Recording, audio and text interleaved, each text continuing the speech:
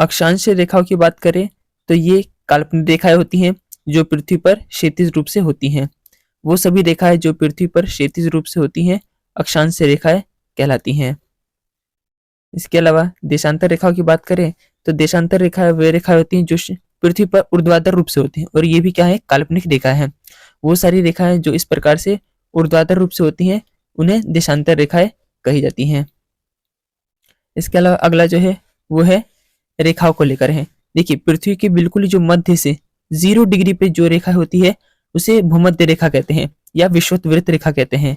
और इसके हम उत्तर की साइड जाएं तो 23.5 डिग्री उत्तर को हम कहते हैं कर्क रेखा, और 23.5 डिग्री दक्षिण को कहते हैं हम मकर रेखा। ठीक है, यहाँ पे देख सकते हो मकर रेखा।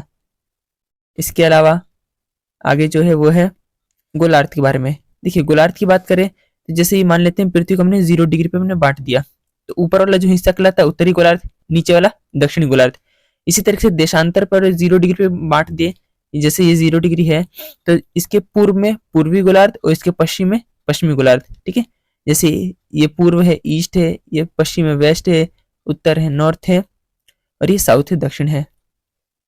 तो इस आधार पे क्या है, जो ये ऊपर वाला है उत्तरी गोलार्ध, नीचे दक्षिणी गोलार्ध, इधर पूर्वी गोलार्ध, इधर पश्चिमी गोलार्ध। अगर हम दोनों को मिला दें तो ये हो जाएगा उत्तर पूर्व हो जाएगा, ये दक्षिण पूर्व हो जाएगा, उत्तर पश्चिम हो जाएगा, ये दक्षिण पश्चिम हो जाएगा। इसके अलावा कुछ डेटा है, जैसे भारत क्षेत्रफल की दृष्टि से 7वें नंबर पर आता है। इससे बड़े 6 देश हैं जो भारत से बड़े हैं, जैसे रूस, कनाडा, चीन, अमेरिका, ब्राजील, ऑस्ट्रेलिया।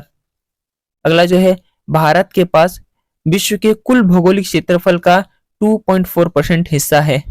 विश्व में जितनी भी भूमि है उसको हम 100% मान ले तो उसका भारत के पास केवल 2.4% हिस्सा ही है।